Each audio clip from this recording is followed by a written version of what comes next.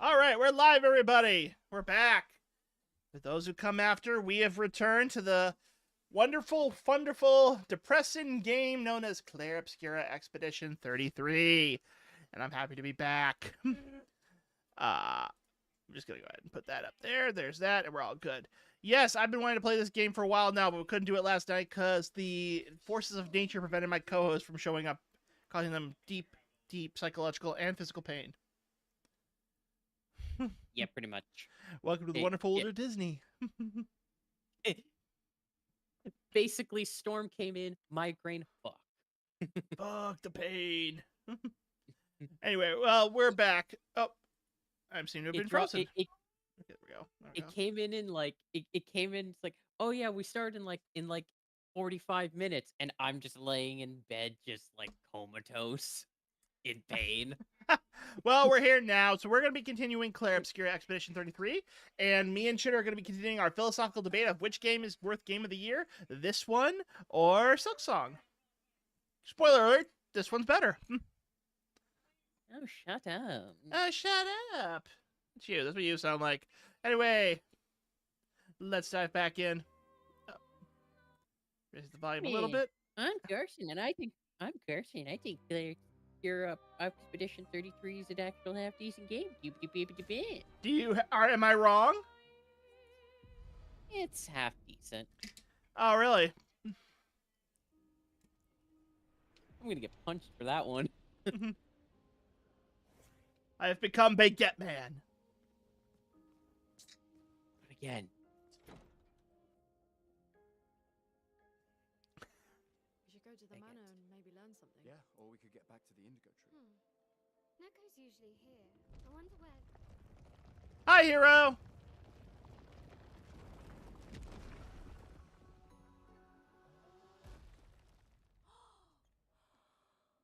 Is that a Jestrel? Stop that, rush face.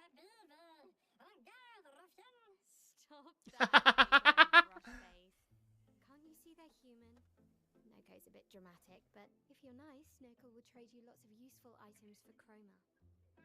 Their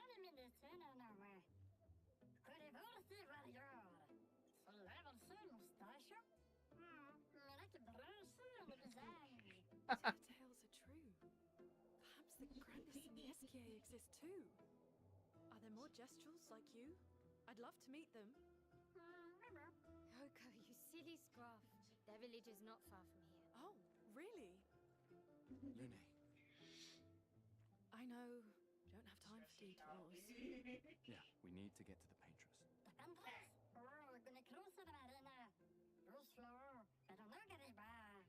There's another sea between here and the Paintress.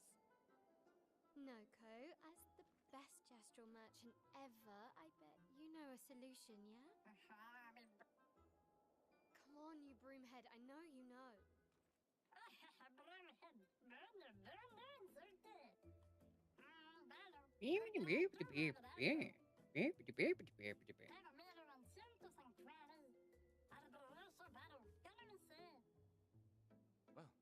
I guess you'll get to meet more Jestrels. Look at you be up there now. Ooga chaka, ooga, ooga, ooga chaka, ooga, ooga. I can't find this feeling.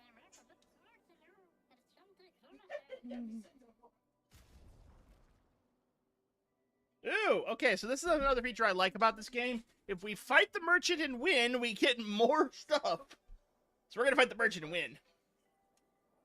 So basically, we're doing what capitalism should let us do, and if we don't like the items that they have, we just beat the shit out of them to get better shit. Pretty much. Hey, I want to fight you. I can't. Fight. I can't. The button's not working.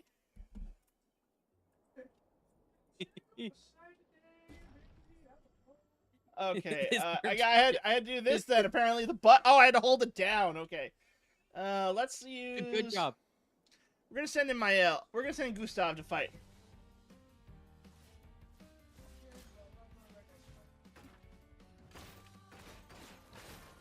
Oh no!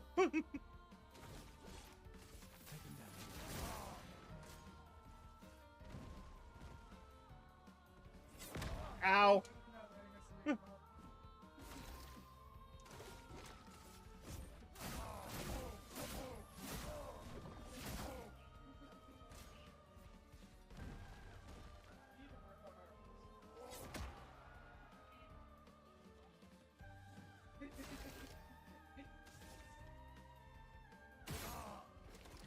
Damn it, shooting him in the dick did nothing. Damn it, he's a cuck. Of course he's a...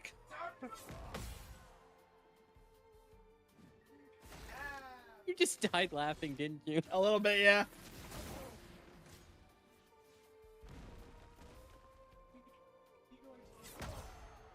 Ow, pain. Nope, you're gonna die by me, Mom. You're gonna die by me, yes. I don't care if I die.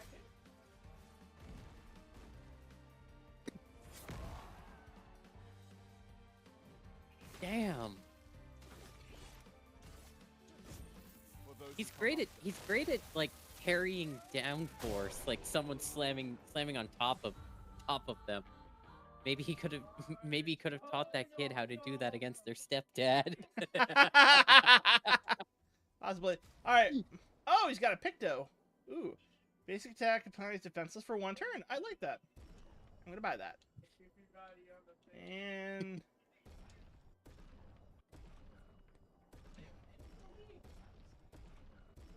just everything. Give me everything. Yay! Okay, now let's go to No, let's go to my L. We're gonna equip exposing attack. And I think we can also equip.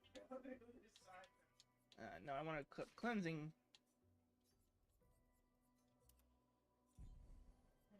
He thought this was good, actually. Well, shit. There goes the man. Also, this keyboard is so smooth now. Oh, just so that everyone knows, I had another 2 things break, my mouse and my keyboard. So I have a new keyboard, and I'm going to be getting a mouse soon. It's going to be the Red Dragon waifu mouse. I'm not kidding, by the way. They have one of those. That's a crazy bird lady. I can believe that. That's a crazy bird lady with her crows. One moment. I'm going to share this with Garson so that he can put it up on screen. No, I'm not muted, Aru. Every time you do that, you basically... I'm going to kill him one day for this.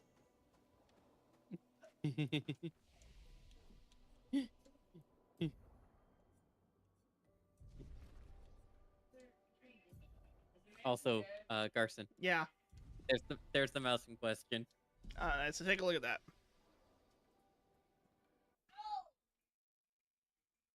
Ooh, nice. Right? Kind of reminds me of, what exactly is that? My own page. I want to increase.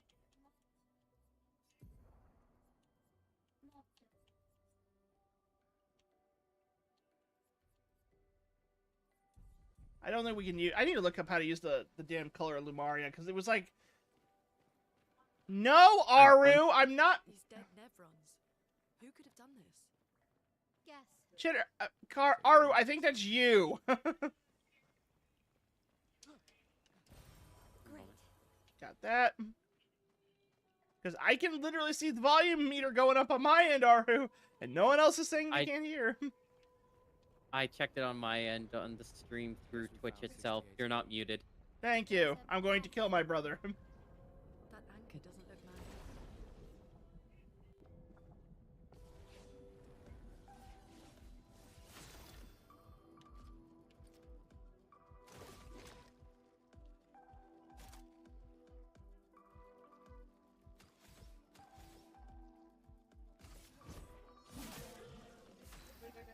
It's so hyper-phobic.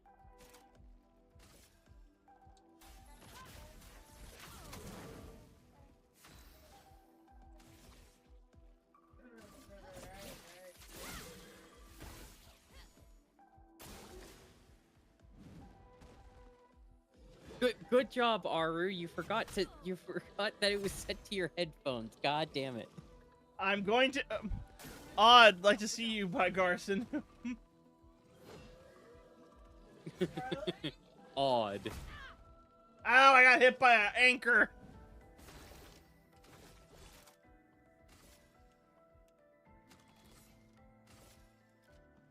She's like, I dodged one, and then I ran right into it.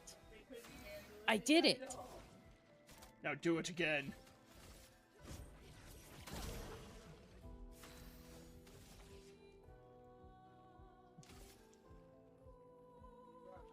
They do not have a dolphin mouse, but they do have a waifu mouse, and the brand is Redragon, or Red Dragon, or however you're gonna pronounce it. It's a good budget brand.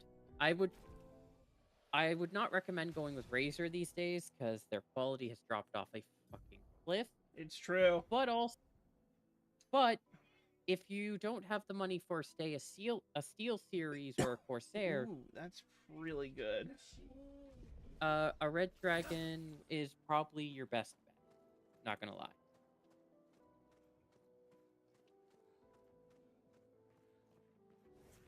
That's kind of where I stand with budget gaming these days. Is there's nothing wrong with getting a brand you haven't heard of before, because chances are, if you're getting it in say like a reputable computer store, then chances are the quality is at least half decent. But if you can't afford it, go for a Steel Series or a Corsair, because while sometimes they do silly things, the quality of their peripherals always tends to stay the same. No, ma'am. On me. Just if Pun, god damn it. Damn it, I missed. What about Lot? Red Dragon is a... I think you kind of walked into that one, Chitter. Just be prepared if you're going for an actually like high-end mouse or keyboard separately. You're going to be shilling out about $200 to $300 per item. Nah, I'm still going on the healing. I don't need to do that just yet. No, Oh, yeah. like I bought a lot. Corsair's pretty good. Razer has dropped off. I went to a Razer store earlier this year, and I gotta admit, I was really like disappointed with them. Really? Yeah, it's like, guys, what the fuck? Also, their support is terrible. Have you heard about what's going on with Razer laptops? No, I haven't. So Garson, I want to ask you something. Yeah. I want to ask you about a typical repair situation. Mm-hmm. Go ahead.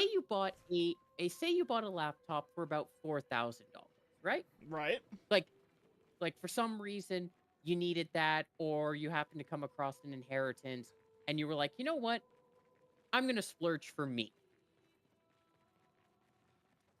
5 years in, the battery starts to bulge and you need to take it for a repair.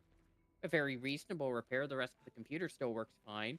But it's just the battery, doing battery things after 5 years. Being close to exploding, that too. Yeah, but, batteries do as batteries do, depending. Like, and you take it to a repair shop, and so they reach out to Razer for you. And they say, hey, this person brought to me a $4,000 laptop from 5 years ago. Can I get a battery replacement for it? We can do stuff. Do you think would be able to get the battery for a 5-year-old Oh, laptop? wait a minute. I actually remember this. This was a short I saw on YouTube once where that battery was like 5 seconds away from exploding. Oh, yeah. And here's the thing. He could not get a battery for months until the repairman left a comment on a Gamers Nexus video, and then suddenly, miraculously, a genuine battery for a 5-year-old product appeared, despite claiming that it was a legacy product, despite not being a legacy product on their own site for sale. Oh, right. And then they eventually said that they were going to. They had the battery and they were going to ship it, but then they said that they couldn't do it because they had to contact a repair shop, and the guy kept going, "But I am the repair shop." Yeah, and it's just if I'm just gonna say this, if Google, fucking Google, can support a phone that they release a new one for every year for 7 years, like they're giving you the security updates, they're giving you actual updates, meaning that they recognize the phone will be used, meaning that they can do proper service for those 7 years, like service at all. Yes, you have to pay for it if it's out of warranty, but you can still do that. Then Razer, for a fucking laptop that is not released every year, should be able to do the same for 8 to 10. But minimum match a fucking phone company, for fuck's sake. I mean, that's true. And then I love the fact that the guy was like so mad at the end of it, was like, "But I'm the repair shop. I literally ordered it. Hi, Candace." And he was like, maybe you should send it to a repair shop." I was like, "Motherfucker, that's literally what I'm doing." Yeah. Razer has very much gone downhill, and I'm sad because Razer was genuinely really cool. They were setting themselves up to be kind of the Wendy's of the gaming company. The Wendy's of the gaming company. I don't know if that's a good or a bad thing. With how their social media was. Oh, right. Yeah. They were being snarky and fun, and it was really good. It was fascinating. But Let's kill him. then let's do it. But then they just, I don't know, they just fell apart. And now they're focused on, like, I don't even know what their focus is, if I'm being completely honest. It's gotta be like just producing cheap crap.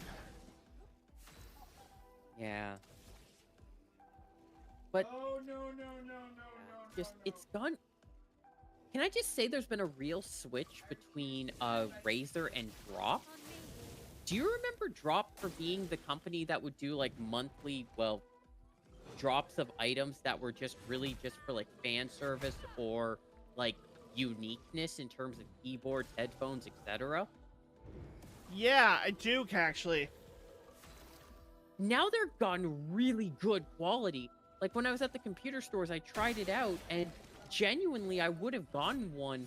It's around the price of a Corsair, like $200 with a $300 special edition, and it's genuinely up there.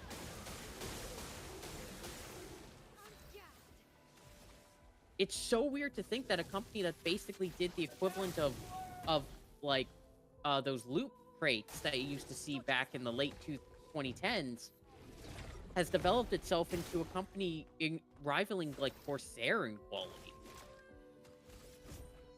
I'm actually tempted to save up and get the Lord of the Rings special edition keyboard for my fiance for a Christmas present, because it's genuinely that good in quality. And Lord of the Rings is pretty, like, one of the safest, like... I'm gonna be honest, I think, like, in terms of, like, high fantasy products, you really can't go wrong with Lord of the Rings. Oh, no. I do this because I know my fiance absolutely loves the series. She loves the books, except for The Hobbit. Wait, she And doesn't she like loves The the Hobbit? movie. No, she doesn't like The Hobbit. Why not? But she loves the original. She just wasn't interested in the characters. She found more interest in the original one. Chitter, look at this weapon. That is amazing. The coral, That is amazing. the fin, the gun. Oh, I hate to say this. Actually, I don't hate to say this. I love to brag about this. But the weapons design in this game are really good. Like, if you, like, okay, I think the only one who doesn't have, like, the best one is Lumi, but she's the mage. She doesn't really need a melee weapon. But Gustav's weapon and Malea's weapon, and Melia. Oh, it's all so good. I really like this. Yeah. But no. Also, also, Mhm. just really quick, going back to the keyboard. Mhm. The script was in Elvish. Ooh. Like not just like the name of the company and whatnot. The keys, every single key was in Elvish. That's actually pretty interesting. Though I gotta be honest though, and this is just me speaking here. I actually really like Lord of the Rings products. There hasn't been one I hated. And the movies still stand up. Like all this time, the movies stand up really well. Yeah, I watched it last year because my fiance made me sit through 3 days, 3 movies of director cuts. Mhm.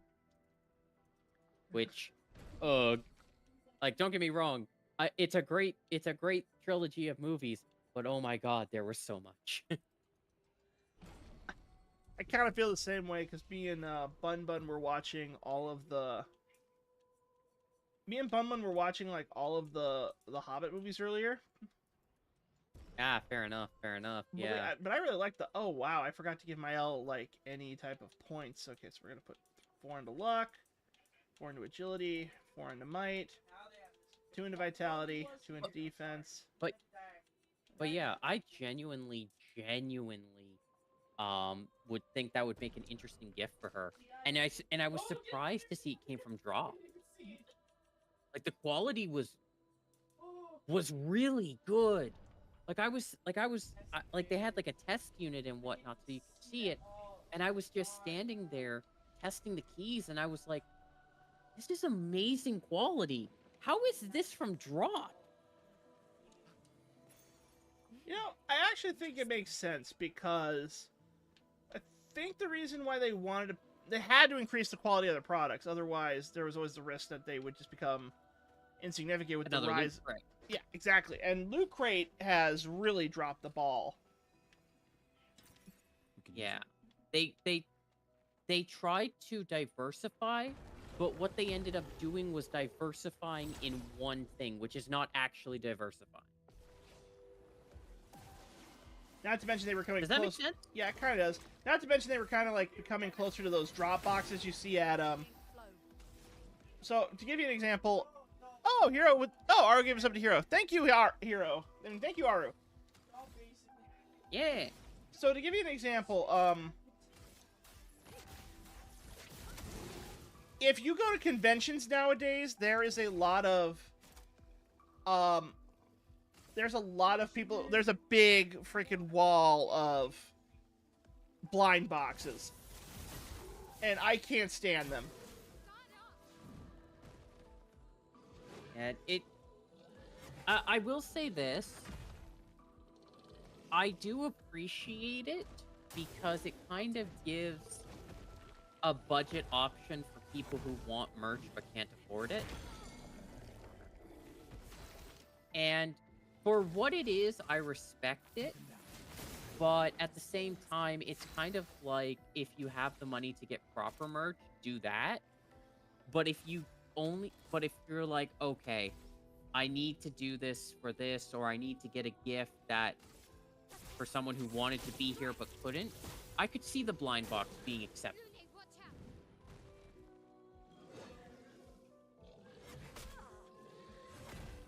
Does that make sense?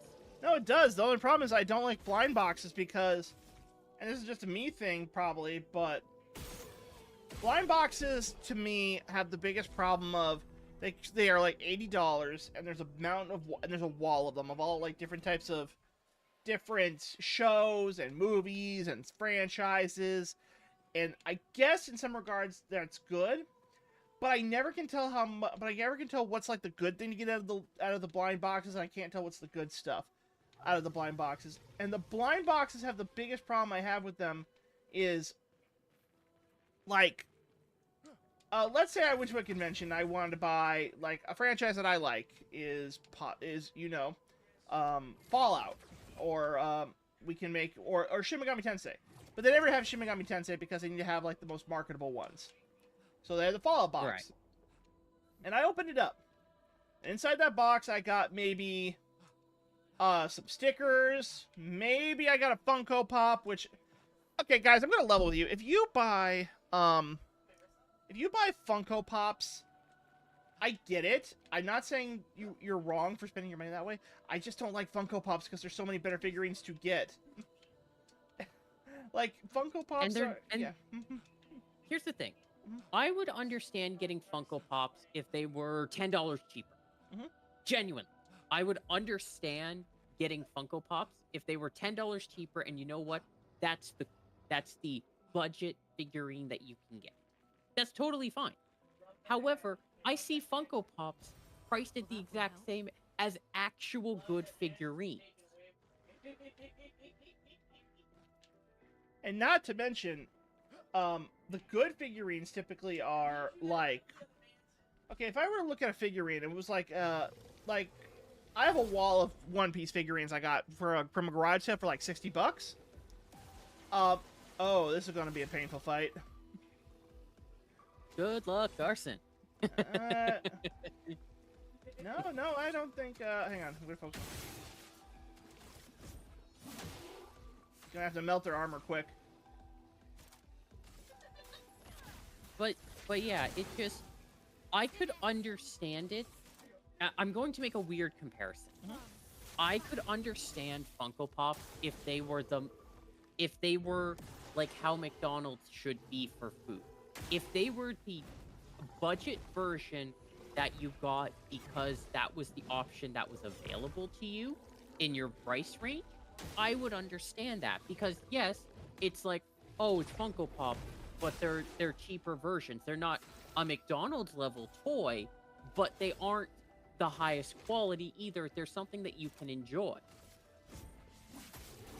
But they're not. They're the same price as normal figurines.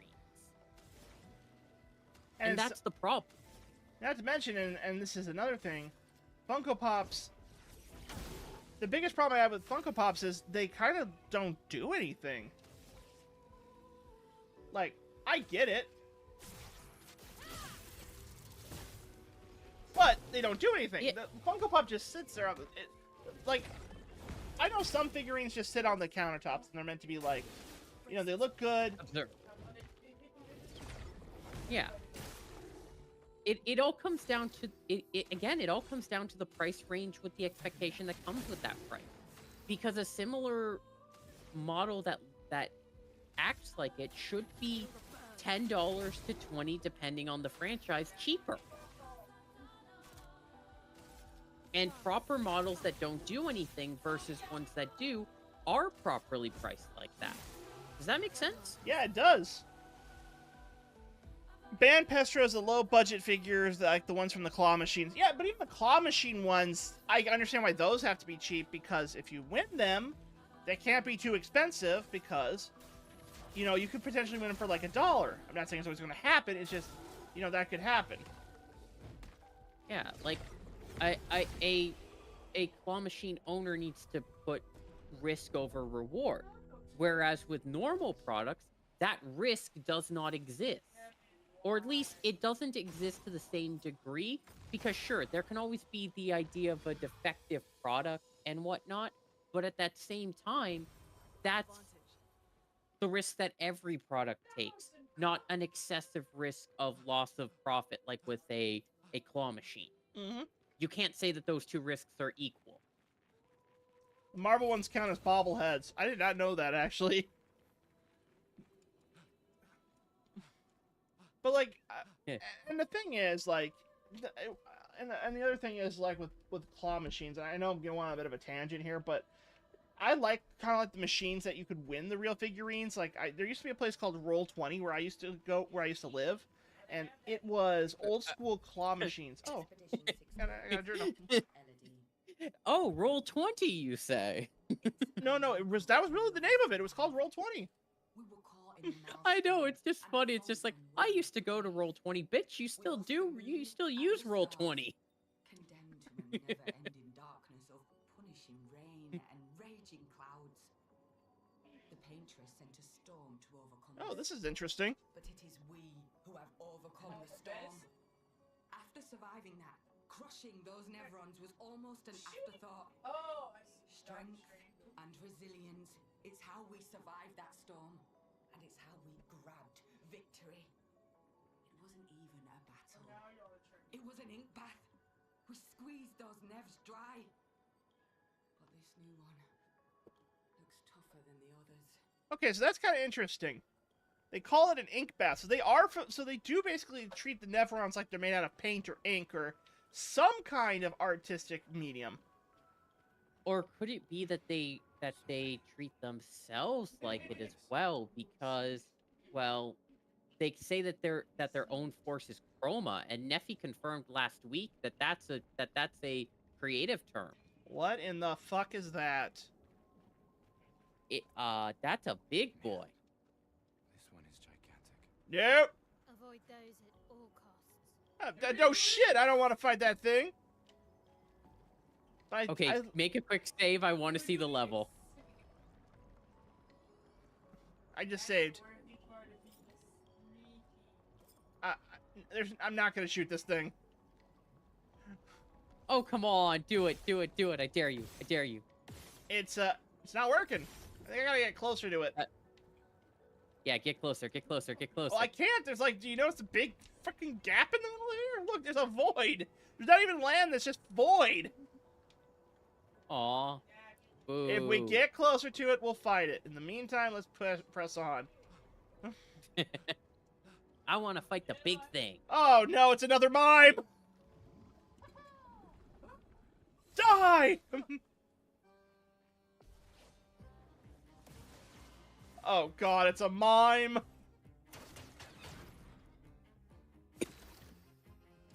Time to mime. I'm gonna mime all over you. Ew. Ew.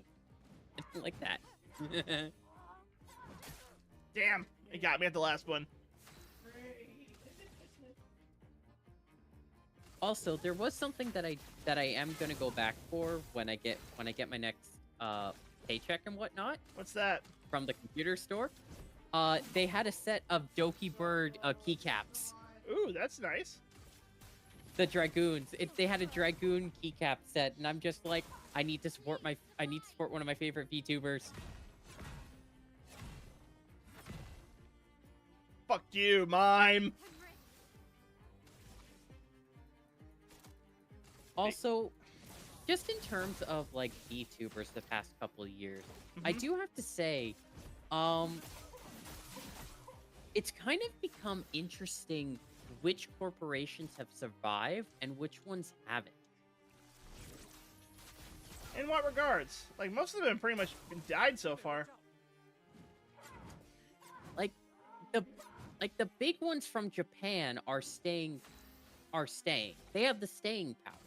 But the biggest Western one was VShojo, and that one was, well, we all know how that went. Yep. But what made it so fascinating is that, like, if you look at, for example, the level of scandal, and now a lot of people like to say that, oh, mental health is more important than money when it comes time for like in terms of scandal and whatnot. But in actuality, that's not quite true. And this is not me taking a pro-capitalist take for once in my life, but what it is basically how do I say this? Do you remember the Niji Sanji scandal with Doki Bird? Yeah, where she basically... It kind of was like a really big scandal, and then eventually they had to release her, but they dropped like over, like, I think they dropped close to like $7 million in value after that happened. Yeah. So don't get me wrong. That's absolutely insane. And the people responsible for like taking part in it on the VTuber side have not recovered for obvious reasons, right? Right. Like, there were some VTubers who did some really shitty things, even defending the corporation. I know people said, like, oh, they were probably told to and whatnot, and blah, blah, blah, blah, blah, blah, blah, blah, blah, but it doesn't change the fact that they did it. Again, there's the whole thing that an improper, illegal defense of I was just following orders is not sufficient. That's been proven in multiple cases of both social and legal cases of courts. Legal courts being actual courts, social courts being, you know, people. But the thing is that Niji Sanji is still one of the big three. V Shoujo, on the other hand, went bankrupt, and they stole a lot of money. But the thing is that their crime against the VTubers, Mhm. excluding Iron Mouse, so this is just excluding Iron Mouse for the moment, is they just simply didn't pay them. And again, if Iron Mouse's thing was absolutely devastating, but it falls under the same category of they just didn't pay the people they needed to. That's what it boils down to. They didn't pay the people that they needed to. Which is absolutely terrible, don't get me wrong. But if you were to describe the two situations of, oh, this person didn't give the money to a charity or didn't pay their employees versus this one drove an employee to terms we can't say on Twitch Mhm. and had other VTubers defend those actions, genuinely speaking, which one do you think would be the one going, like, no longer existing? Here's the thing I think most people need to remember about why. Yeah, Iron Mouse was just the killing blow, but here's the thing that I think a lot of people need to remember about that scandal that they're missing. With Doki Bird, and I'm not disputing what Doki Bird went through at all. I'm thinking what Doki Bird went through was probably very traumatic. And everything that happened, I hope that she is finally able to find some peace in everything that happened, and it sounds like she's doing a lot better. So that much I want to make abundantly clear. I am not saying what happened at all is what Doki Bird deserved anything like that. However, with Doki Bird, up until it was revealed what happened, Niji Sanji had earned a lot of good faith, but they also had a lot more scandals going around, and it was already like they were facing a lot of problems. So, that was why when the Doki Bird scandal came out, it was very, very massive. Now, oh, sweet Jesus, I think that's that big one we saw earlier. Hi, Daddy. Let me say my point, and then I'll go fight the thing. So, Hi, Daddy. here's the thing. No one ever had the thought that they were going to make it into Niji Sanji. I'm not saying no one had a chance at making it. No, Candace. All right, I'll fucking say it. I love baked pumpkins and love to smack it. There, you happy? I say that under protest. I say that under protest. All right, but Hero, please clip that, please. Anyway, let me get back to what I was saying. With Doki Bird, no one ever thought they were going to get an Niji Sanji. Doki Bird or Sierra, I don't really know what she was going under. I don't know how to pronounce what she was going under when she was on there. But no one thought they were going to get an Niji Sanji. Everyone thought that they had a shot at V Shoujo because V Shoujo had open auditions and they were transparent, and it felt like there was a way to get into that industry. Now, was that ever going to be a chance? I don't know. I don't know if at the time the illusion was there. The illusion was that V Shoujo was a shot. No matter how big or how small you were, you had a shot at getting into V Shoujo. But the odds, it's like winning the lottery. You're not always going. If you don't play, you don't have a chance at winning. But you're not always going to win. There's a shot though. With Niji Sanji, they were corporate all the way. That was like applying for a job, but you had to have connections, you had to have talent, you had to have like a draw, you had to have a fan base before they would even consider you. And so people thought you only had a shot at getting into those companies when you got big. And I think that's like the mentality. So what happened is that when V Shoujo collapsed, and it collapsed spectacularly, this is like the end run of the VTubing world, where everyone thought this big company could not fail. It had the best talent, it had a lot of name brand recognition, and in one day it collapsed. In one day, one thing unraveled years of hard work and collapsed that company into the ground. And on top of that, you also don't understand who was affected by it, because in the Western world, people know who Iron Mouse is, people know who Zentrea is, people know who Project Melody is to a lesser extent. I think Melody's probably getting a lot of flack for what happened. But those were like the big three people that were coming out of VShojo. Anomaly, people know her. Now, we've gone past that. Okay, we've now entered a world where they've gone independent, but because that idea was that you always had a shot with VShojo if you submitted an audition tape, regardless of your size, it really felt like that was what hurt people the most. And you have to also understand, Yusanji has not committed as massive fraud as VShojo did. And let me state the record right now. I will not say that, I will not change my statement on this at all. VShojo committed fraud. That was fraud of the highest caliber. That was fraud because they stole money from charities. They stole money from people who paid for merchandise that's never going to be made. They stole money from the workers. They stole all that stuff. That was fraud and it was lies. If Gunrun wants to claim that he didn't know what was going on, he's going to point you to the sky and say, the sky is black and I can point out to it whenever it's not nighttime. That's what I'm saying on that regard. It was fraud. And when you commit fraud of that caliber, you can't come back from it. Now, I think what Doki Bird went through was worse, but Doki Bird was not enough to ruin a business financially. It was enough to ruin a company's reputation, but it's not enough to ruin a company financially. And as long as a company is financially stable, and I hate to say this to people, the company can continue to survive after scandal because it's still producing the one thing that companies are supposed to do, and that is money. It is meant to produce money above all else. It doesn't matter if your company is has the worst reputation on the planet. It doesn't matter if your company is doing unspeakable acts. It should. I think in late stage capitalism, you should be held responsible for the actions you take. But 9 times out of 10, what people care about is, at the end of the day, is my paycheck being signed? And if it is, I'm willing to sacrifice what I believe in for a paycheck. That's just the sad case of the reality we live in as a world. And I think that that's where the biggest problem was, is that once it stopped making money, no one was going to support that company. Yeah, VShojo, Nijisanji fucked with the employees.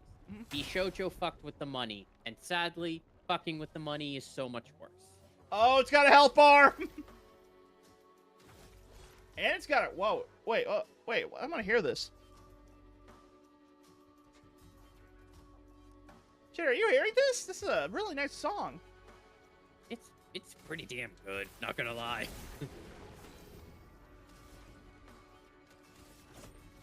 But yeah, I think that if you had said, if you had said to someone who didn't know the cases, like the details behind either one, they would have said that the one who made an employee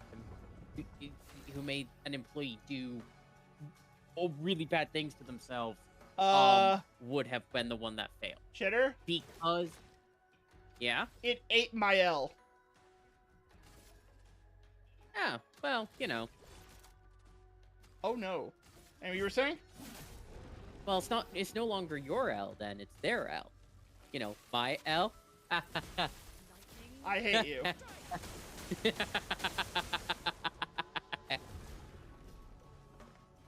Come on, that was a good one. I'm ready. Ready to evade. That was a good It one. was pretty Come on. good. Okay, that was pretty funny. But but that's my take. I think if we lived in a just society, what happened to Doki Bird would have been grounds for the company receiving a lot more problem. But that ain't the world we live in, unfortunately. So it's I'll do it.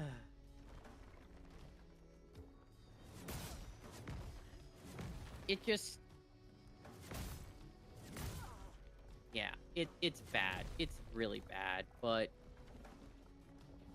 I think genuinely, and this is something that I genuinely believe, is that I think we're seeing how VTubing is entertaining.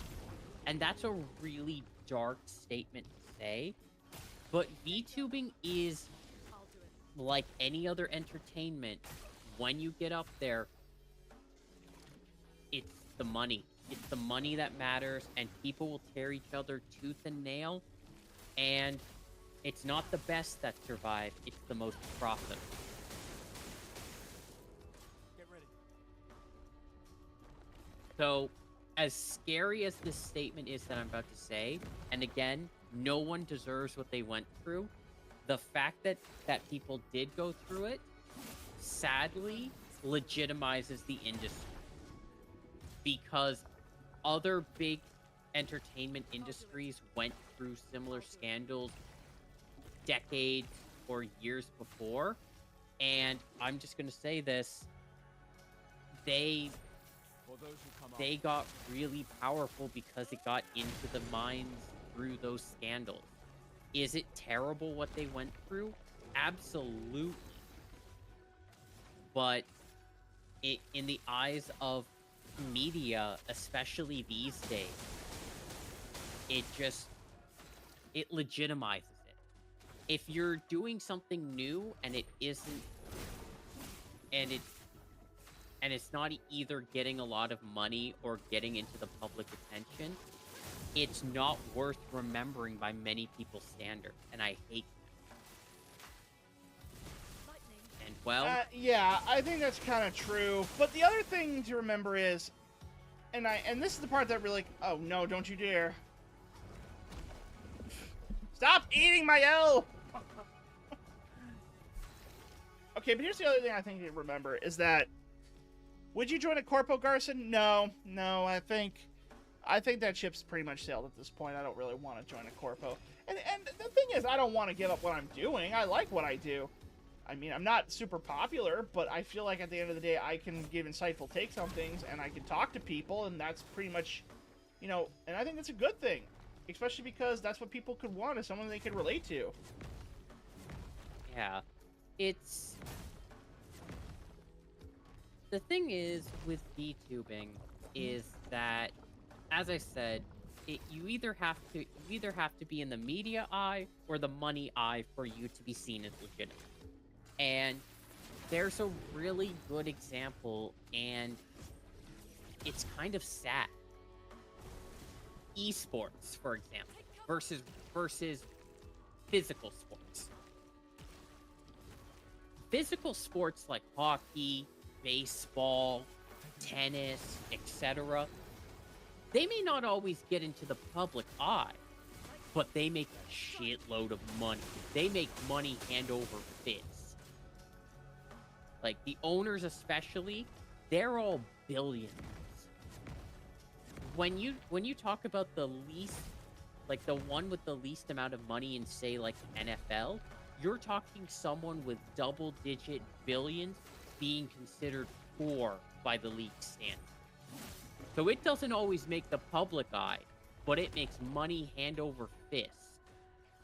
Now, for contrast, esports teams don't make money, and that's straight up because, there are many reasons why, but like, for example, Moist Critical talked openly about the fact that even his team is openly losing money, and the reason that he's doing it is because he likes what he's doing.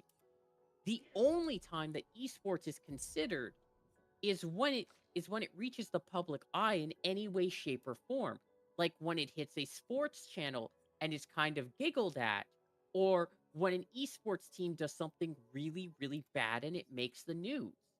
And it really solidifies that mindset of, you're either going to be legitimate through making enough money that people can't ignore you, or doing something in a way that draws attention to you in a way that people can't ignore. And sadly, these days, a lot of that is scandal. It's I'm true. not saying that good things. I'm not saying that good things can't be seen, but more often than not, if it's a scandal, and a smaller scandal will go farther than a big good deed.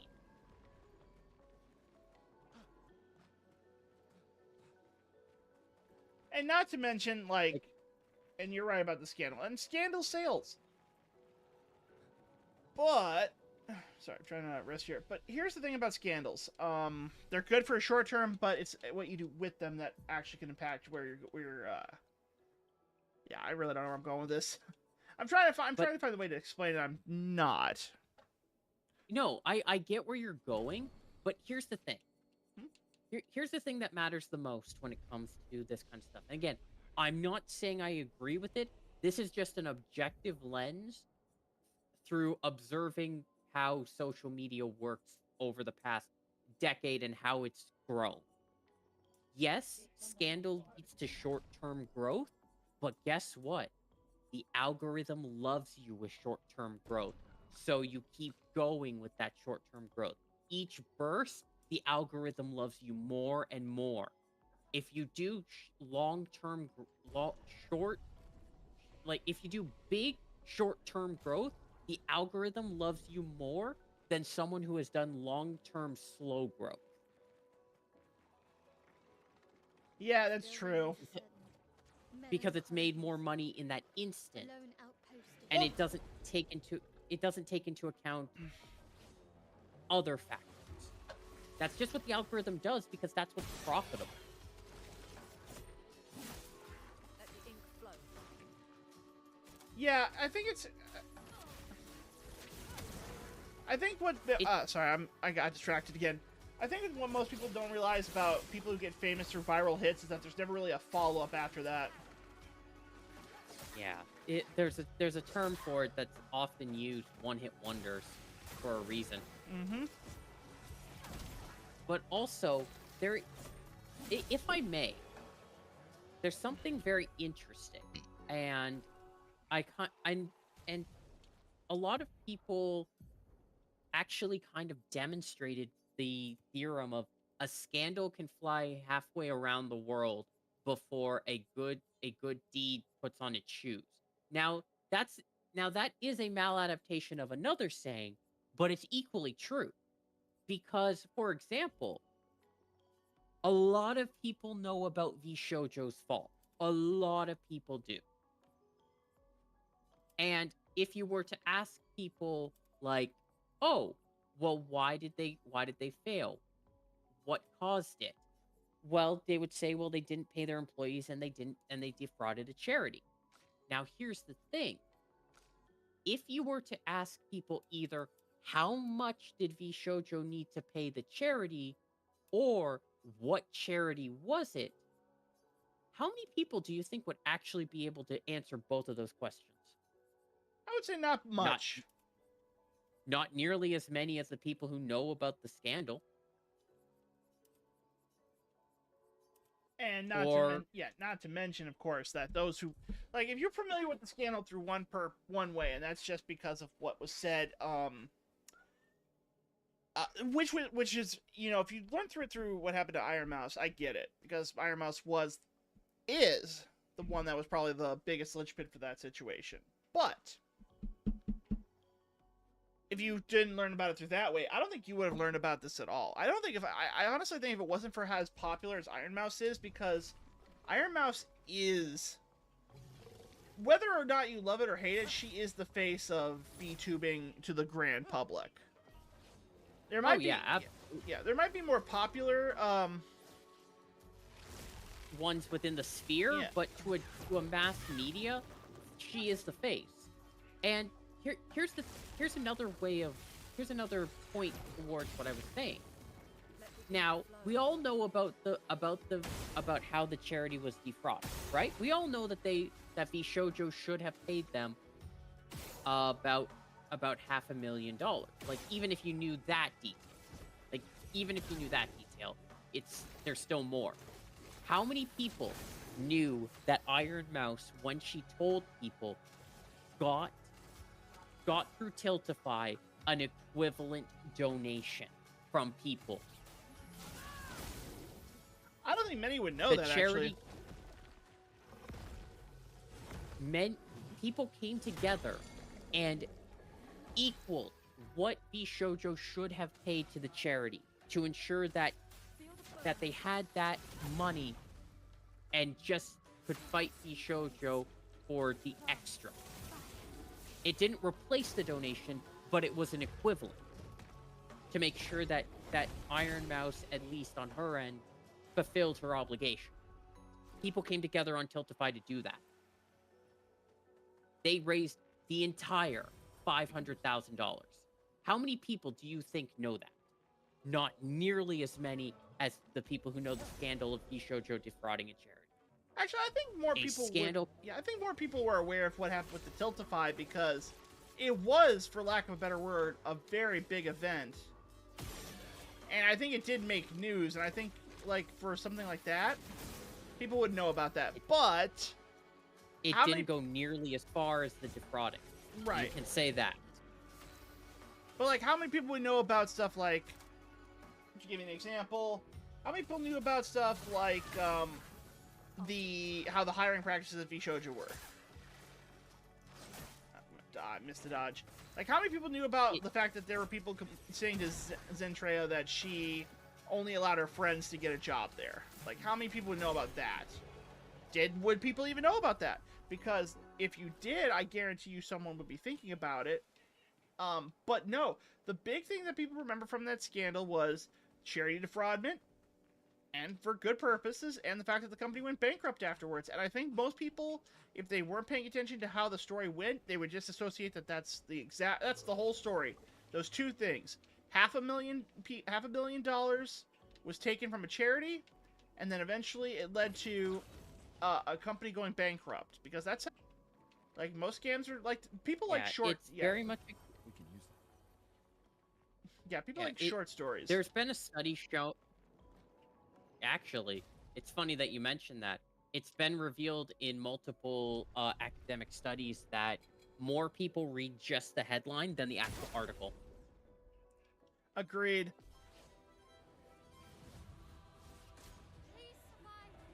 And I'm gonna say something, and this is something that I genuinely believe. It's okay.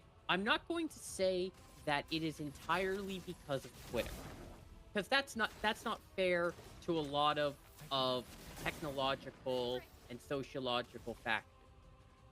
But I'm not gonna stand here and say it didn't help, because for a lot of the internet's formative year, from what was it, 2005, 2006 to whenever the fuck we all collectively agreed it was too right wing, like 2022, 2023.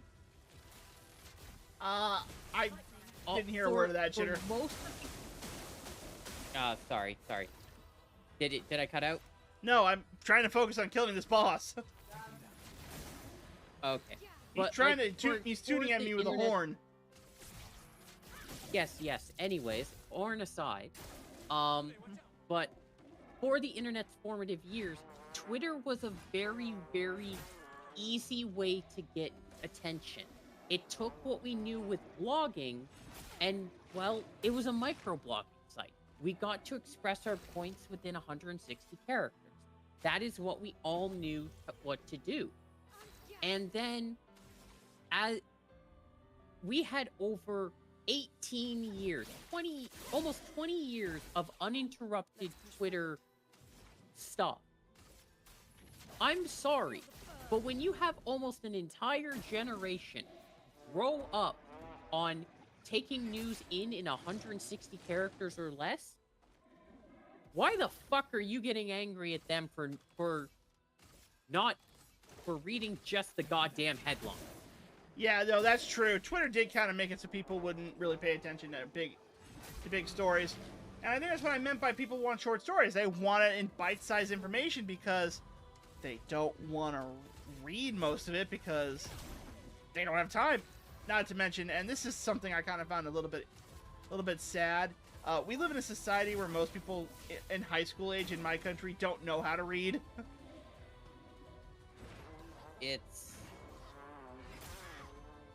I'm just gonna say this. Mhm. Twitter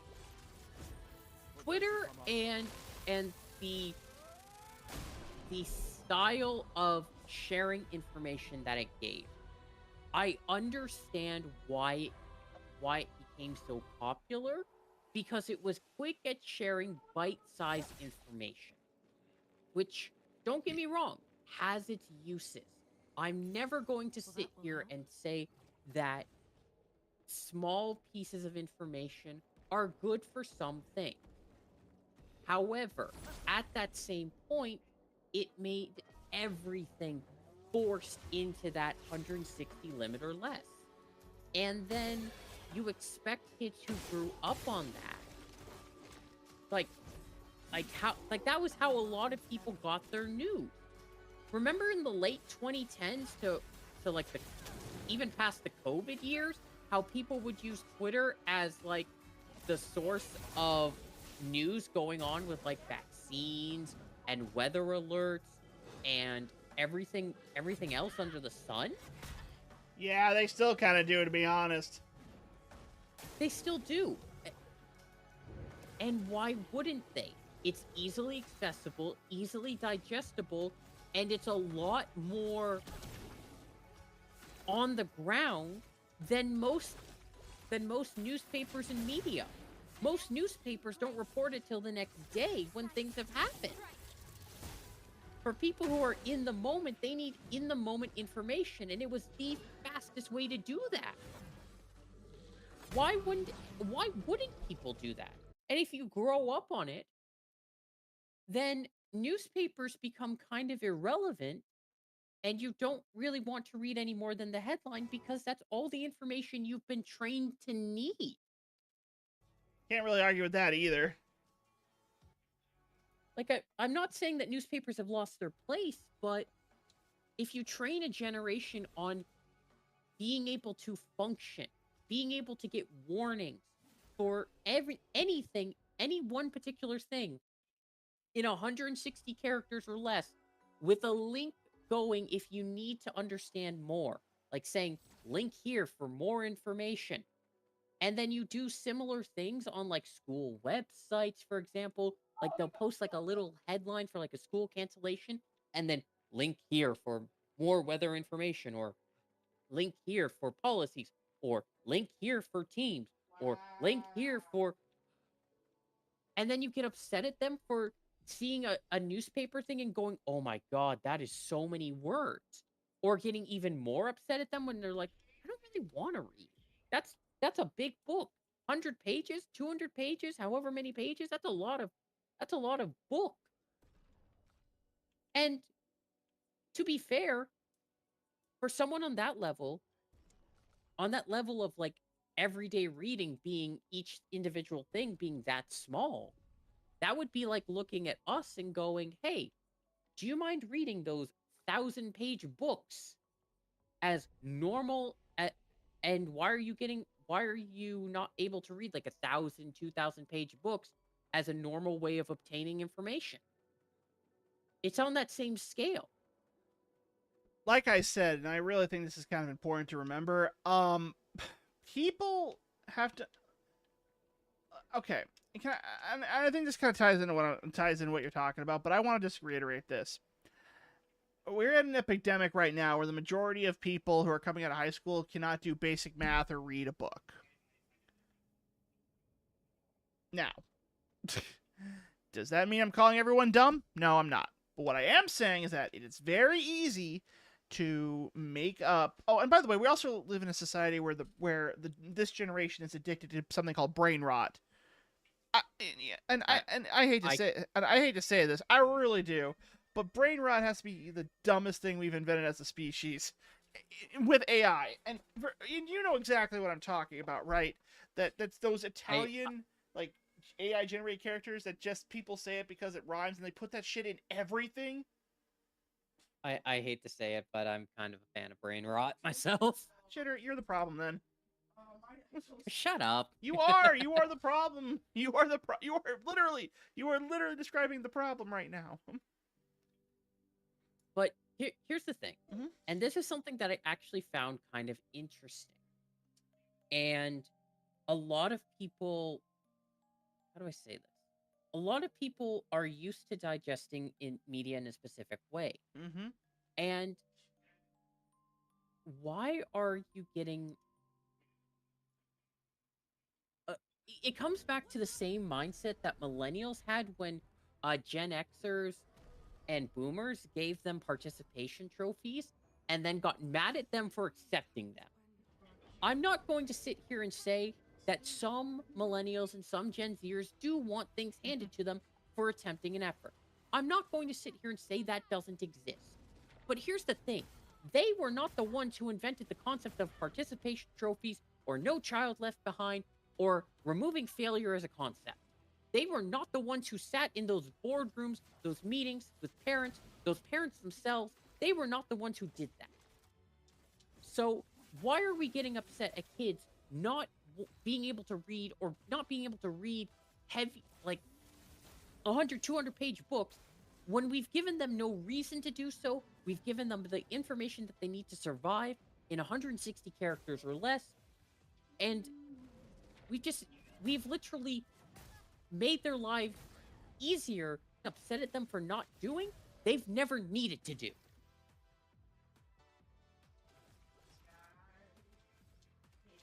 You cannot sit there and tell me that, especially even during the COVID pandemic, you cannot sit there and tell me that it was not entirely unreasonable for someone to get all the updates going on with the vaccines, the spread of the virus, everything. A literal once-in-a-lifetime pandemic. You could get all the information that you genuinely needed to know to survive on it through Twitter, through 160 characters or less for every piece of information.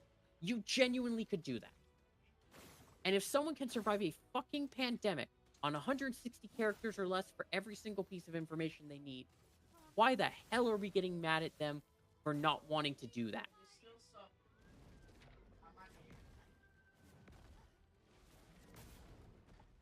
You got a good point. But, and this is something you got to remember, the biggest problem is that you're dealing with people who don't actively want to take part in their kids' lives to make things better for them. They don't. And I hate to say that, people. I really do, but it's the truth. Yeah, it's bad because the thing is that parents should give a shit about their kids. That's just point blank and center. But the thing is that they don't want to put in the effort. And this is coming from someone who a lot of times doesn't want to have kids. Like, I have moments where I'm like, maybe a kid would be nice, but this is coming from someone who knows that they probably wouldn't be the best parent. I am someone who recognizes that an iPad kid, as it's said, it's not an iPad kid. You're just being an inattentive parent. That was a TV kid back in the day. Or that was a book kid way back when. Or that was the kid you sent out to the goddamn field if we want to go back far enough. It's not a fucking iPad kid. Send them off to the field. Parent. And yeah, for the ones who you're in for the mines. But yeah, that's and I honestly agree with you on this. There is a legitimate thing to remember that, as painful as it is to say, there is a lot of people who just don't want to who want kids but don't want to put the effort into it. They want the idea of a kid. They don't want the actual kid. Right. And I'm just going to say this point blank. There's been a lot of things that come up recently that make you genuinely look at the world and go, this is stupid. This is dumb. This is genuinely pathetic. And one of the biggest one, and this is something I'm sure you've seen a news article about before, is something called the Gen Z stare. And that is when, supposedly, a younger worker who receives a request just stares at someone, and it's considered this big phenomenon. Like, no, that is a young worker processing either your stupidity or processing how to do something. And it's because we treat that as like a bad thing. We're treating literally staring at people as a bad thing. I'm undateable, so I give up on it. You're not undateable, hero. But no, that's a good point. Like, I think what most people want to just say about Gen Z is that there's that stigma that everyone wants to have that stigma that Gen Z is, pretty much doomed. And honestly, I don't think they're doomed. I think the problem is that it's a pendulum effect. We have had for most of the millennial generation up until this point right now, we've been told that the path to success is we follow what our parents say, and that is to go to college, to get a degree, to get a job, and all of that. And then if we do that, then we're going to have a better career than they did, because by the logic of all of that, we should be there's a better path forward. And I know we should be focusing on the game right now, but I do want to get this point across because this is kind of interesting. Yeah. And so I'm going to finish after this cutscene because I want to talk about this afterwards, but I want to finish the cutscene real quick. Gustav's being a little bitch. I like Gustav a lot. Okay, but let me before we continue onward and continue with the game, let's level with ourselves right here when it comes to everything that goes on with the concept of being a Gen Z and a millennial. Not if you were expecting this to be just gameplay wise, it's a bit of a rabbit hole, so I won't extend on it. Hey, that's fine here. You don't need to if you don't want to. I'm just gonna basically break it down like this and explain it to the best of my abilities. As a millennial, yes, I am a millennial. That's a shocker to most people. I have gone through 3 of the biggest upheavals in my country's history: the 2008 financial crisis, 2016, and the pandemic. And if you were not in America when those 3 years happened, or when those 3 events happened, you probably don't really understand it. But let me basically break it down like this. Up until the 2008 financial crisis, everyone was always telling you the same thing. That to make money, you had to go to college, you had to get a good job because college was affordable. That is how you made a living. That's how you made a success. You didn't want to get into tradescraft because at the time, and I reiterate this, at the time, the adults in my life were telling me that going to trade school was a bad idea because I would be doing menial labor and I wouldn't be being paid a lot of money. Now the exact opposite is what's going on right now. But then 2008 happened, and we entered the Great Recession. And so all those lucrative job opportunities and all that lucrative opportunities that people were talking about, it shriveled up fast. Like, I don't think if you were around that time or if you were working around that time, but there were so many things going on and that had to be stopped in 2008. Like, to give you a prime example of this, Gore Verbinski, who is a filmmaker who made a lot of really good, interesting movies. Actually, I don't think it was Gore Verbinski. It was I'll need to look it up. But basically, there was one of my favorite game franchises of all time was BioShock, and BioShock was really big at the time. And so around 2008, there was whispers of it being turned into a movie. Now obviously, this is around the time where video game movies weren't necessarily as good as they are now, where we have stuff like the Super Mario movie, and of course we've had other video game movies that have been really good. But I digress. I was really looking forward to it. When the 2008 crisis happened, that stopped production on that movie, and it's been in development hell since then, because what they were doing was they were using something called a junk bond, which was essentially it's like a high risk, high reward type of treasury bond. Basically, you buy the bond, and in a certain amount of time when it matures, it can be either worth a lot or it can be worth little. And 9 times out of 10, people thought it was always going to be worth a lot. But then the recession hit, and then it dropped it to nothing. And this affected everyone at the time. College educations had to be stopped. Retirement funds were drained. There was not a lot of lucrative money. There was not a lot of spare money at the time. And it wasn't until around 2010 where things were starting to pick up. But for a whole 2 years, it really felt like we were going to not make it as a country. Because I remember when my parents were going through it. Now, unfortunately, my parents didn't invest in the stock market. We had a house, but that was another thing we worried about because we had to refinance our home because when we first got it, it was on the type of mortgage that, you know, people were losing their house over in the 2008, and that's just a whole lot of detail we don't need to get into. But we were smart. We locked in a fixed rate. We were okay. We were golden, pretty much. But money got tight. And when money gets tight, you have to understand that there is always people need to change their ideas of what success is. And so, flash forward to 2016. Well, that happened.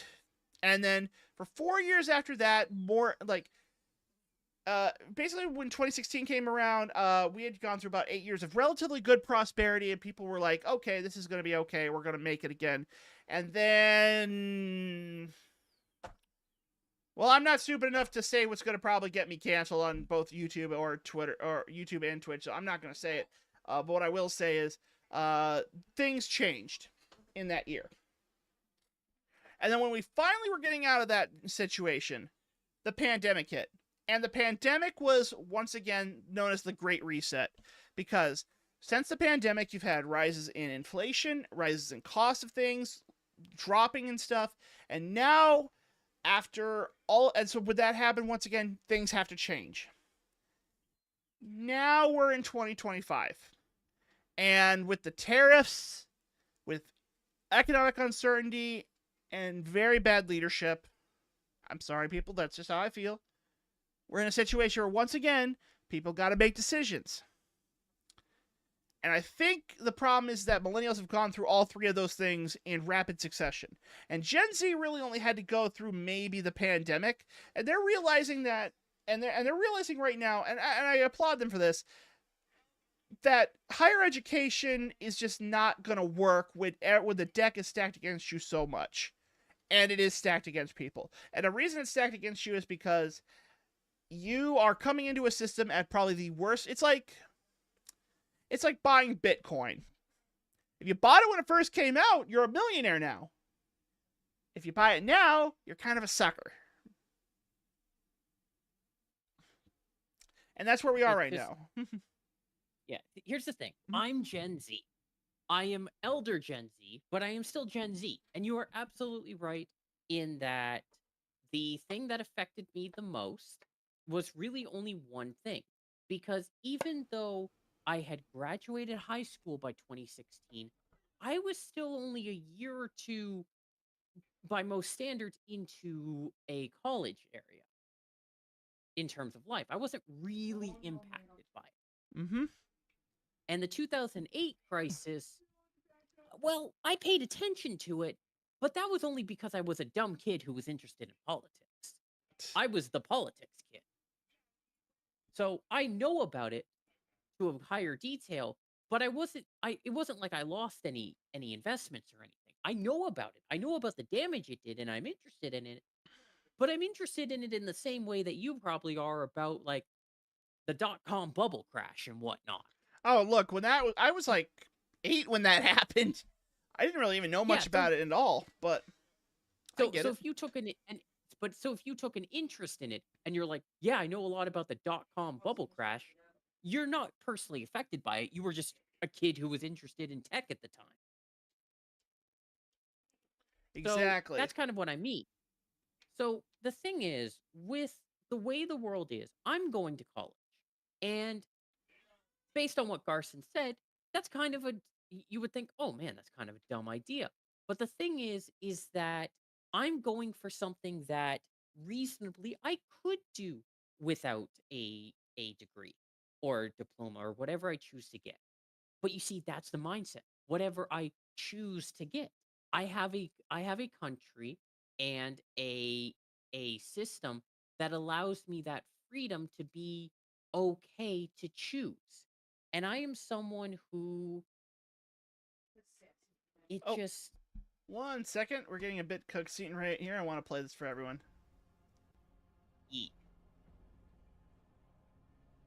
Oh, this is a bad nightmare.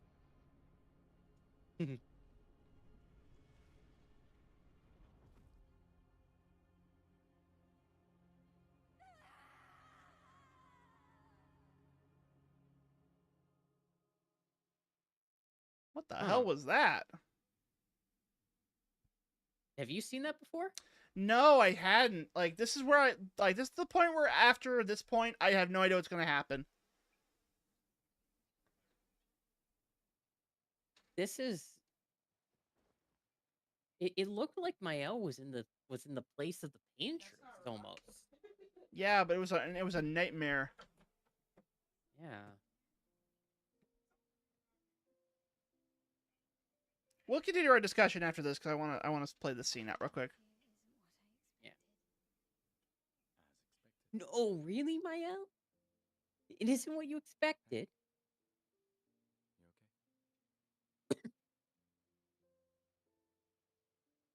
You okay? Death out here is not like death in Lumia, is it? I thought I was used to That's losing not people. rocket, rocket. Knife of a foster child, right? Oh, me be rockets, so I can be Not like that. On the beach. That man. Yeah, I know. Nevrons we were prepared for, but no. Hit, tell Now me we be finally rockets. found other survivors, and it's that's the insidious thing about the Gamage. It's predictable, almost gentle. It makes Lumiere complacent and accepting, but the Gamage is equally violent, and death is just as final.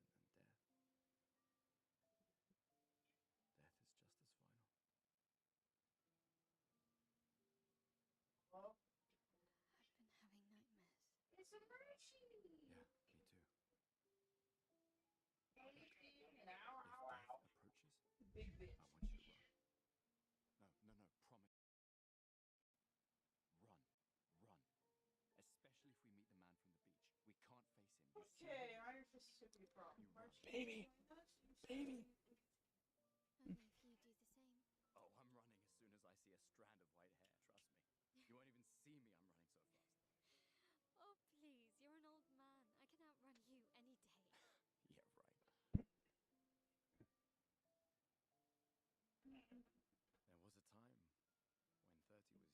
There was a time when 30 was young. Sure. Yeah, they have a Mantis. Damn it.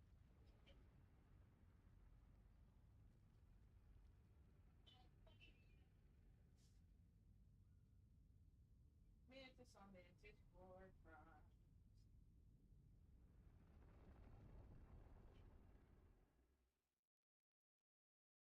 Surprised to find you here. You know, actually, We can trust him. that's a good line to continue the conversation on. At one point, 30 felt young. Because as someone who is in their 30s, I gotta tell you, I haven't felt young in ever. Ever since I became an adult. And once again, it ties back into what we were talking about of all that stuff. You know, like, It's very interesting because I'm, again, elder Gen Z, yes, but I myself feel really young. And I feel I feel like there's still so much that I can do. There's so much potential that I have. And that took a lot of therapy to get to see that mindset. I'm not going to sit here and say I came to that mindset naturally. That took a lot of therapy. And it's just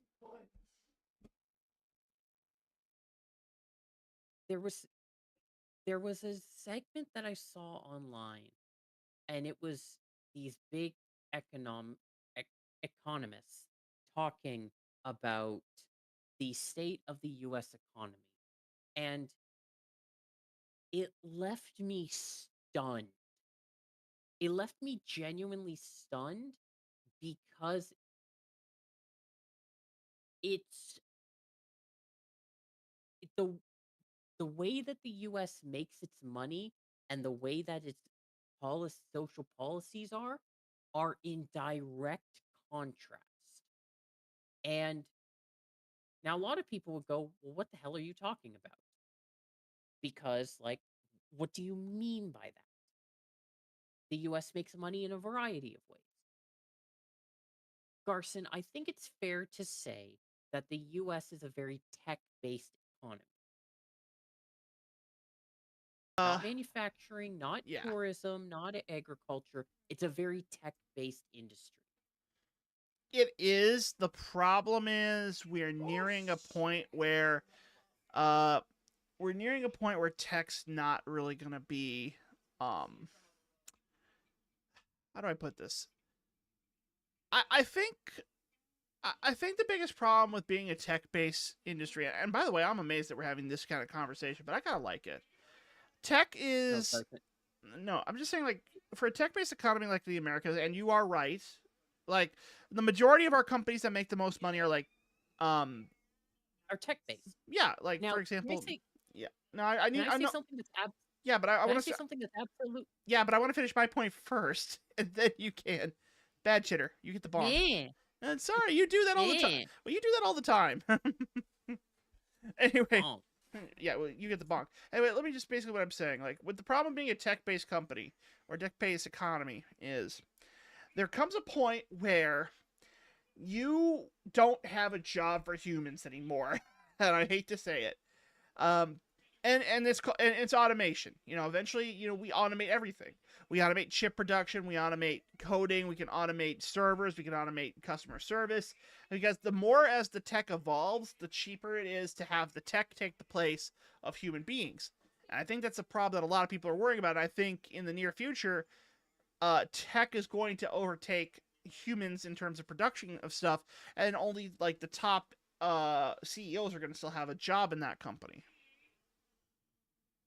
see, I want to aim that along the same lines as as I want to direct that a little bit because I don't think the problem is so much automation. I think that's a bit of propaganda.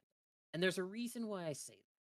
Because automation can do certain things, but there's always going to be a space for you to add personalized touches, the human touch, if you will. And even in many cyberpunk games, we see that. And there may not be the same jobs, but there will always be jobs.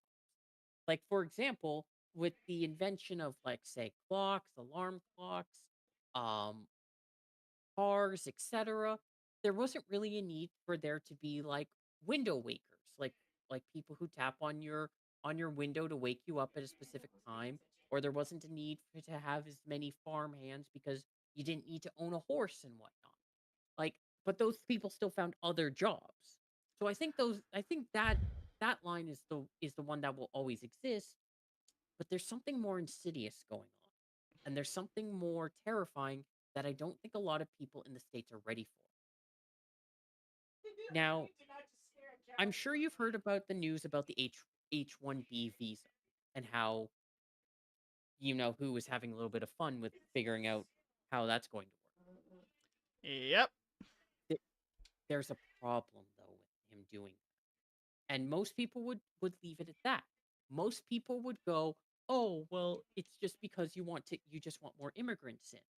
And it's like, "No, if you look at master's and degree programs, Carson, I want to ask you a genuine question.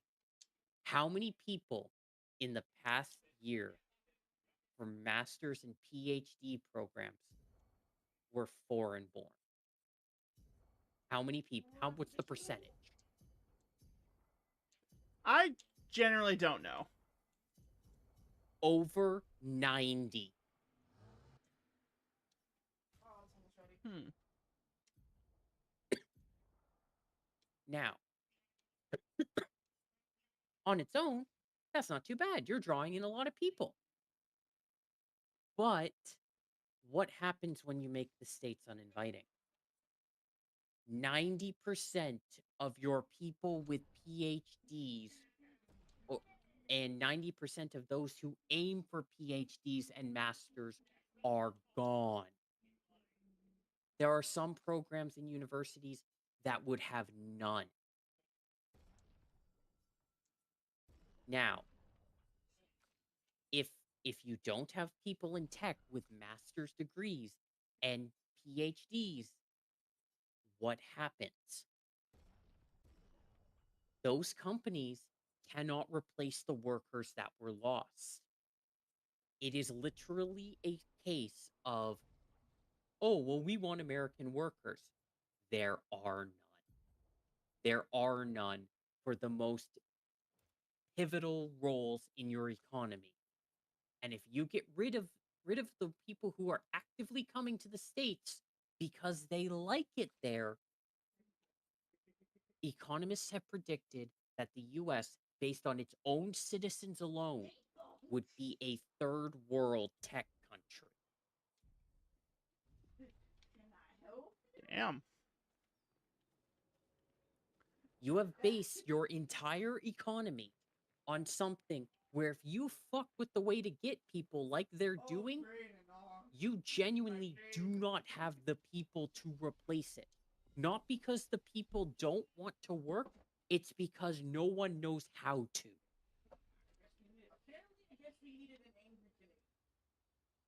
You know, actually, I am not even shocked by that, actually.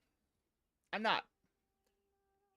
Because if I think about it, it kind of symbolizes everything bad that's been going on the last few years into one solidified sentence.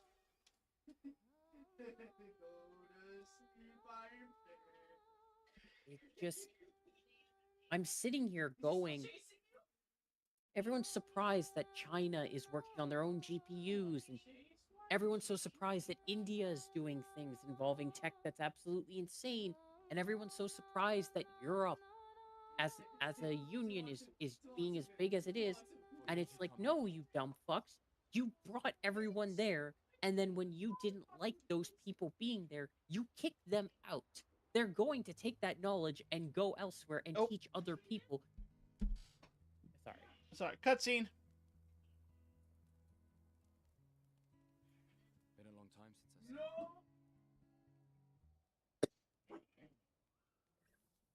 The Gestral Village. Yeah. I still can't believe they exist. I mean, what other fairy tales are real? This is ultimately a war of information. Hang on, I'm going to adjust the volume real quick. Go. Comes from? Why she does what she does? Who is she? 70 years and we still barely know anything. And the man on the beach? Yeah, too many unknowns.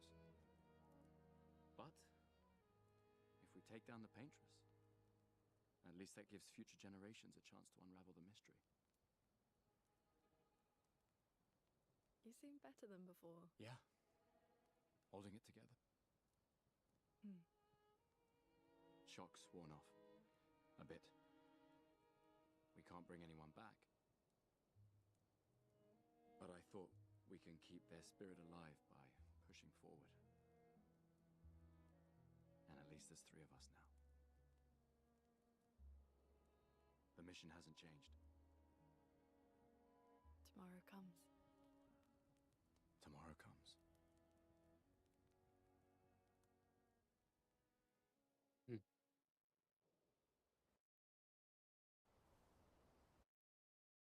It was a nice heartfelt moment there. That was really nice. Yeah, it was. But yeah, as I was saying, just You I'm did s- not. I'm sitting here as a Canadian, as someone who Well, always dreamed of going to the States for cool events and getting to see all my friends and being in a country, being almost seeing Canada as like a secondary extension of the States in ways that I didn't want to always admit. But looking at it rationally, I kind of did see it. Mm-hmm. But looking at that now and going, why would I ever do that? Why would I ever go there? Did Noko Why- tell you anything I'm more about the happy that I village, got to other see than red trees Pittsburgh, everywhere? but for me, that's like saying that's like for other people who said like, just oh have to yeah, I think like visited gestures this country when they visited like the capital. That's enough for them, and and seeing Pittsburgh was enough for me, and that's not how the states has wanted themselves to be portrayed for decades, where a visit to a single city is considered enough. And yet these days, who genuinely wants to go to the state? You have so much risk and danger, and it just everything about it just makes me sad because they just, They must have some sort of track or trail If- leading to the village. especially if they force Wait, out I all hear the something. people that run everything Might that's be everyone's important to careful, them, okay? it may not be instantaneous. It may not be instantaneous. But there will come a point where it's just like I hate to say this, and this is going to be real insulting to especially older Americans, but they know it's true deep down. You guys are the Soviet Union.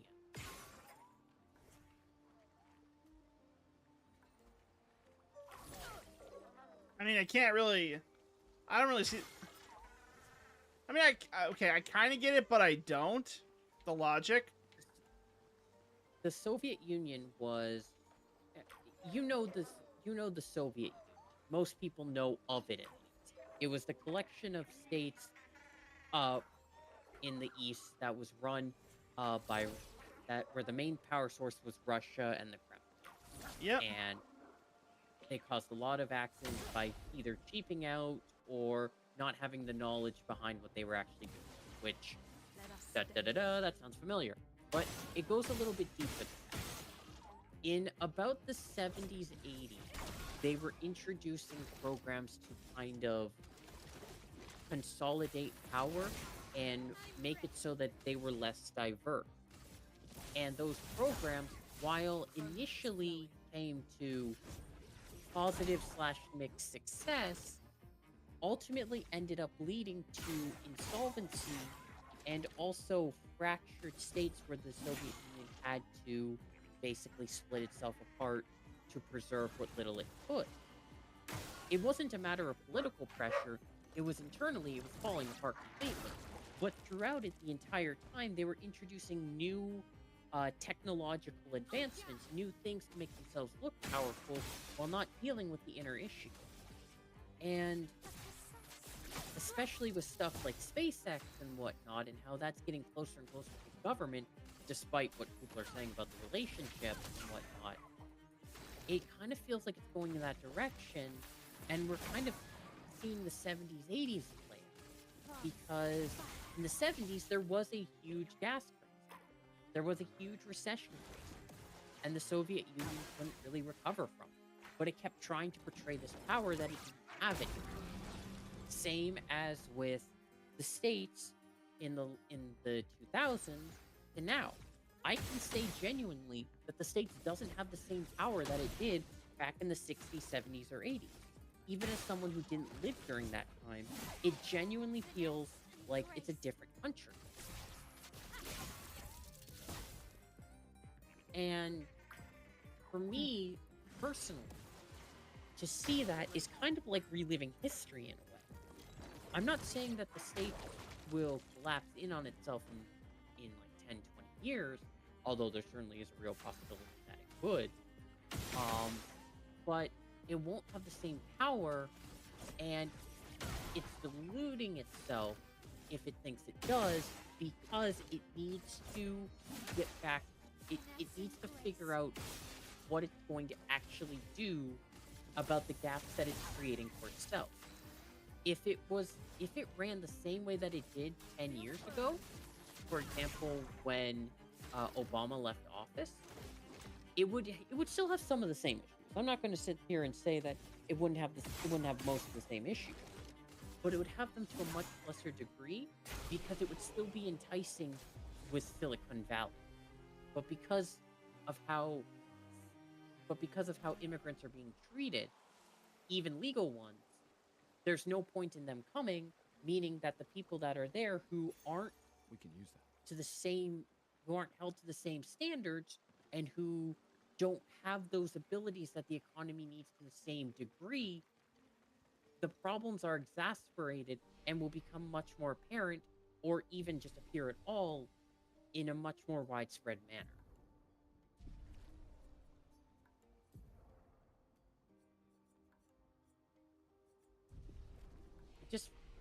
It genuinely feels like you're watching the decline of something that you used to respect, and you can see that it's prevented.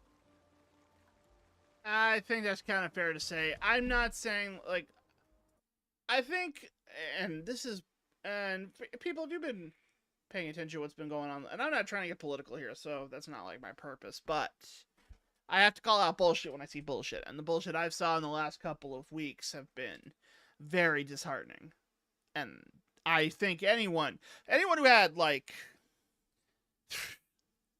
how do I put this? Anyone who had, like, this grandiose view of what the world was when it comes to any country, preferably the United States, I guess is a good way to put it. But like anyone who had this grandiose view of what the world was. We have gone so far in a bad direction that I don't know how to come back from that. And the reason I say that is because we are attacking everyone. We are attacking people who, and when I say we're attacking people, I mean we're just attacking people. Like it doesn't matter who or what we're doing. We're attacking someone. We're attacking for difference of ideology. We're attacking for difference of perspective. We're attacking from perspective of this person is wrong and I'm right, or this person is wrong because they say something I don't agree with, or they're right, so therefore I'm going to defend them wholeheartedly. And I don't like that on either side of on the spectrum. It really is. Like I'm very much in the middle of things. There are some things I agree with, and there's some things I don't agree with. Now one thing I do agree with is that we should get along as a species. So I try to be nice to people. I give everyone the benefit of the doubt. I don't take anything that you come into the conversation with and immediately rule you out as a person I can respect or do business with or help or talk to. Now, if eventually I discover you're an asshole, well, then you're just an asshole. There's nothing I can do about that. You're just you shot yourself in the foot on that one. So, take your loss on that. But if you are someone who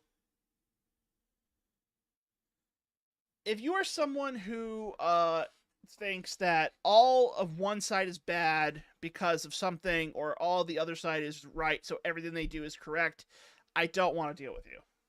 I don't. I want to talk.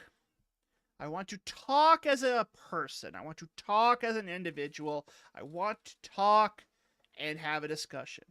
And only then, if we have had that and it didn't work out, I can say, well, I gave it my all, and I can be proud of that. That's my take on it. And that's the same thing with America. I want to be supportive of, I want to be supportive, but I can't when you do things I don't agree with. Now there are things I think we can work on and do, but I don't think there's stuff we can do all the time, and that's fine. Like, we're not always going to agree on everything. And it sounds like it may be fans sitting on here, but I legitimately think that we have lost that as a people. We've lost the ability to talk to one another. And that's the sad part, because I think where the biggest problems I've had in a lot of the stuff that's happened in America is we've lost the ability to talk to people and have good, honest dialogue. And that's where I'm mostly depressed when it comes to what's going on in the country, because everyone's taking sides now, and it's just depressing. I will say this. Mm-hmm. I agree with you to a degree. Now, here's where I kind of disagree with the whole we need to talk all the time. Mhm. And I'm not saying that talking is a bad thing. However, if a person is actively doing harmful things or actively trying to do those harmful things, This will be useful. I don't think talking to them before stopping them from doing the harmful things is the correct course of action.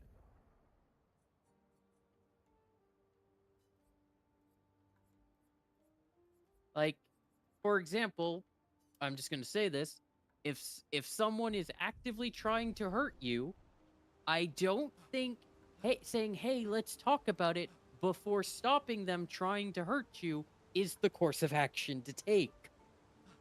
Or, "Hey, I think you are actively saying things that could endanger other people if they take it seriously. I think getting them to stop is probably the first course of action."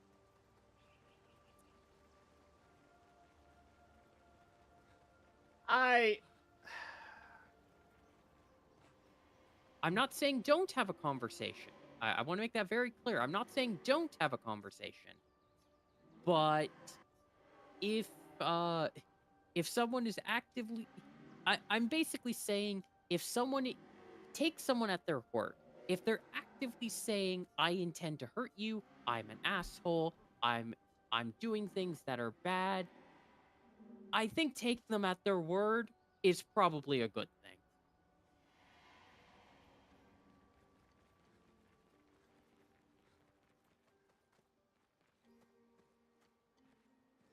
I guess. I'm someone of the belief if someone is actively choosing to be harmful, they're showing that they're willing to be harmful. And you don't really need clarification on that. I don't know if what I'm saying makes sense. They must be Jestrels. They're cute, but they're idiots. Oh. Oh, fuck. Hey, hey, we're not Nevrons!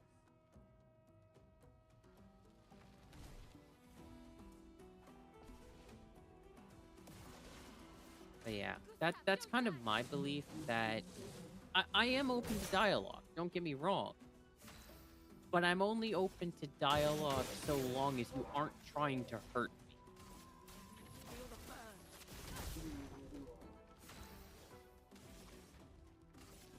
I can respect different views, I can respect different ideologies, but your ideology goes as far as my safety. I mean, you're not wrong. Feel the burn.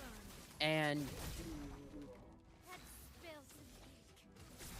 one of my beliefs is how you treat the worst of us is how you treat all of us. And that is something that I genuinely believe because that is the easiest slope to have. And by that I mean it's really, really easy for someone that you completely despise to have things taken away from them. However, if you treat them equally and not saying that you agree with them, but you Don't treat worry, we them don't want to hurt fairly, you, Patat. Noko sent us. then that gives less chance for people to take away stuff If you guide us to from your village, from other people by claiming a similar argument.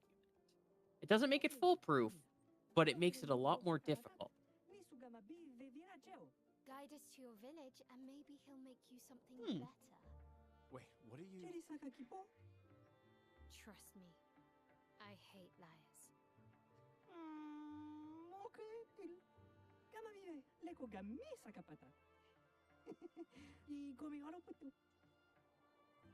But yeah, You're better with gestural I'm cues. sitting. They're less complicated. That is really nice. It's something that I genuinely think. I think dialogue has been forgotten, but it's also gone past the point with some people where dialogue can help, if that makes sense. You know what? I do agree and I don't agree at the same time. I think dialogue, yes, people can argue that it's been lost and that, you know, it's not easy to have those types of talks with people, and I can see that. But I think what people are forgetting is that there exists okay, yes, obviously, if people are hurting you and if they're doing the stuff that you're talking about, yes, no, agreed, 100%. What was that? That was just me coughing. Ah, okay. No, I agree, but like, I think there's also a point where you gotta look at yourself and go, yes, there is a problem, but what can I do to fix the problem? And that's the mentality I take. I take the plain like, look, if you hurt someone I care about, yes, we're gonna have a problem. But if you work on ignorance, if you live in like an ignorant kind of mindset, I don't feel like I don't feel like education would help if you're not willing to put the effort in. But at the very least, I don't want to make it worse. I want to I want to see if we can meet on some kind of ground. Now, if it works, it works. If it doesn't, it doesn't. But at least I can say I tried. Yeah, I genuinely feel that we agree both. Oh, I'm not saying that we disagree. necessarily, because we're both on the mindset of if we can talk, which is great. It's just a lot of people in this world today have kind of gone past the point of willing to talk. And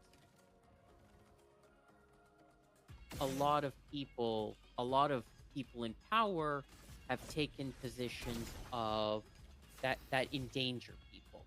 And I'm not saying that dialogue isn't possible. It very clearly is. But there's a lot of places where it's past the point where dialogue makes sense in the moment.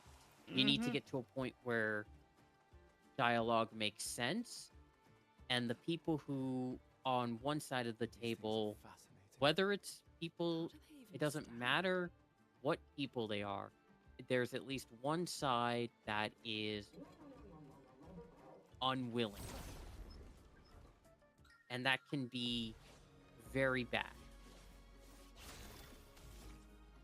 And when one side isn't willing to come to the table, well, saying, hey, we should talk, you can't exactly talk when there's only one person at the table.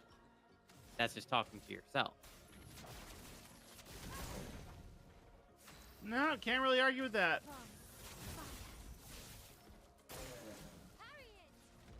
And I think that, especially in the States,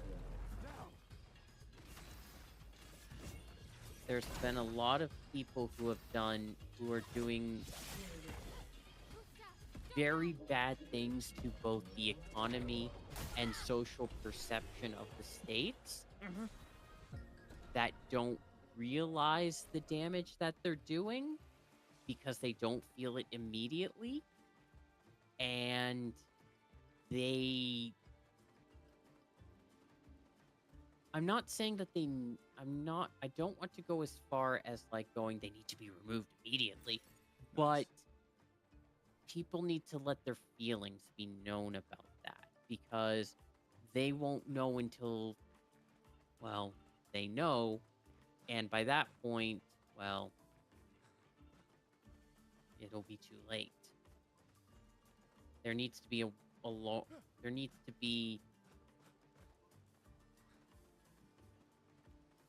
there needs to be consequences now before the bigger problems happen. Ugh, this place is confusing. They built it to make their village harder to find. I don't know if that makes sense with what I'm saying. I guess. I'm I- someone who wants to respect people regardless of their beliefs or religion, Well, but also recognizes you need, if you're going to take responsibility for people and their livelihoods and their country, you need to take responsibility, not just go power hungry.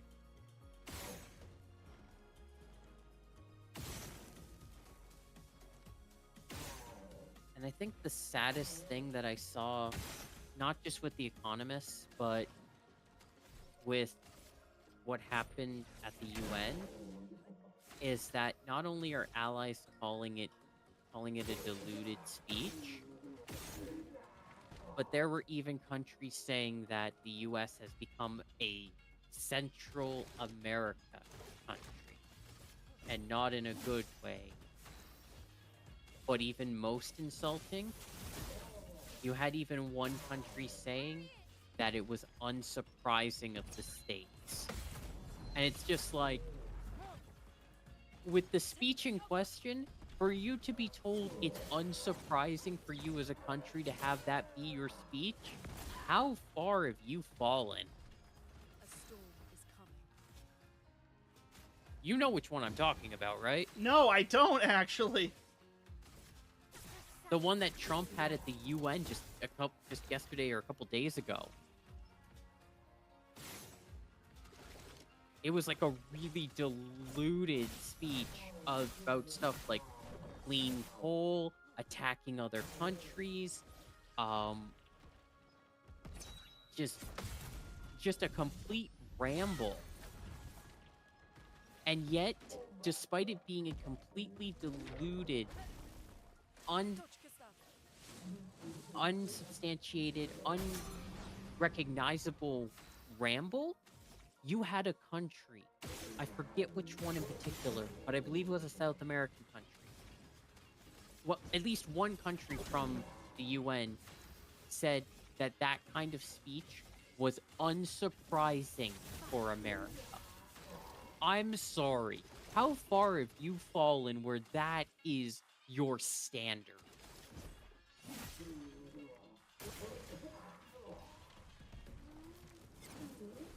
Just for me, that just kind of sat there, and I was like, damn, they really don't expect anything else.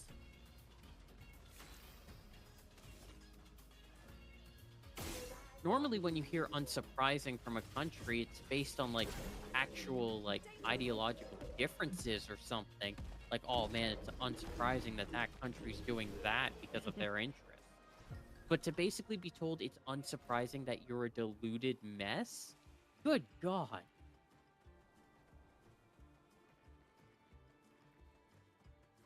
Yeah, unfortunately, I don't have the. I don't know. I don't real. Politics has just never been something I've had the full ability to like. I don't know. There's nothing wrong with it. It's just I've been paying attention to the news lately, and also been watching a lot more Philip DeFranco for like an intake on it. But good God. Just, I guess the best way to describe it is imagine you're working at your place of work, okay? Wherever it is. Now imagine you have a coworker who thinks that they are all that, and yet the review comes back and it was a complete mess. Like just a complete, unsubstantiated, They sound like no holds barred, We must be getting close to the just an absolute disaster. That's pretty bad, right? Yeah. Now imagine your boss came to you and said, or no, not your boss. Imagine you heard around the break room from other coworkers that it was unsurprising that it was an unmitigated disaster. How bad do they have to be for that to be the case?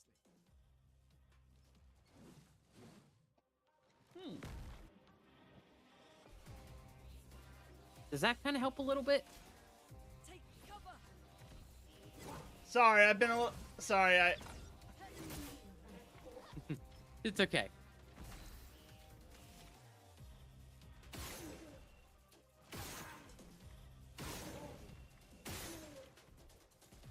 Now it has no arm. But no, I kind of agree with that. Yeah, Just- it would. Yeah, though it's going to not be a very fun time for a while, and the people who are causing it don't realize, and that's the saddest part.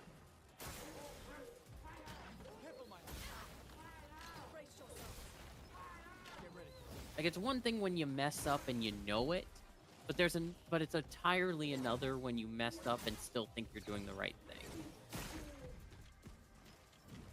A storm is coming. I can't really argue with that either. And I can't really argue with the fact that, yes, there has been a lot of...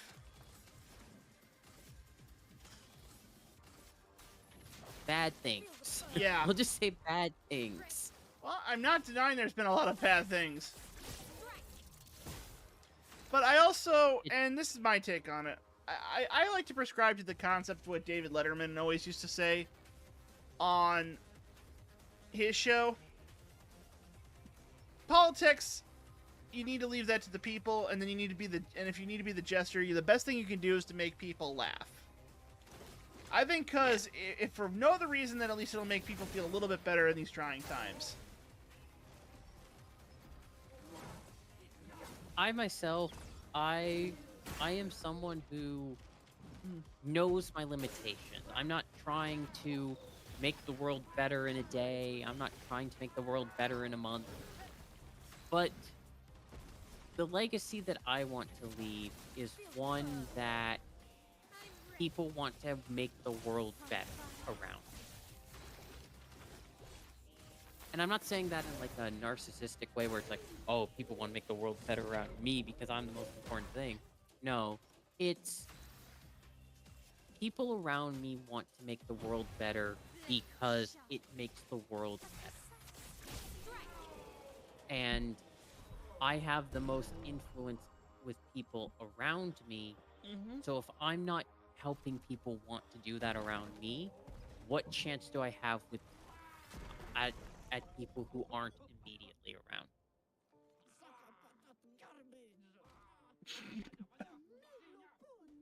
Oh no, it's a tribe of Jar Jar Binkses. Chef,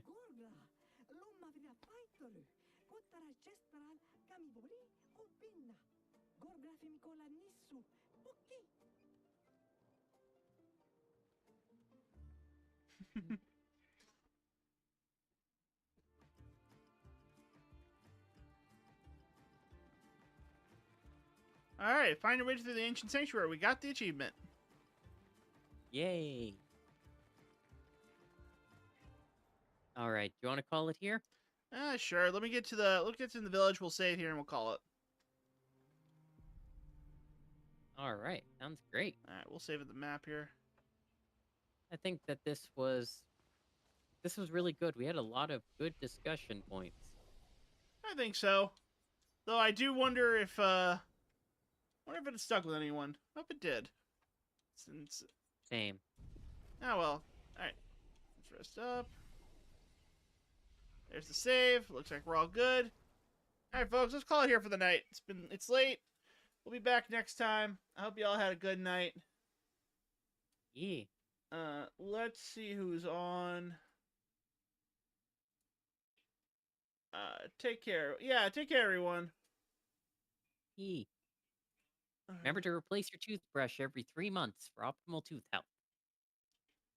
Or don't. We're not your parents. You can do whatever you want. Yeah. Alright. I'm gonna react to Crimbo. I like Crimbo. He's playing some Monster Hunter Wild, so he's probably doing the new event going on. Let's raid Crimbo. Yeah. Okay.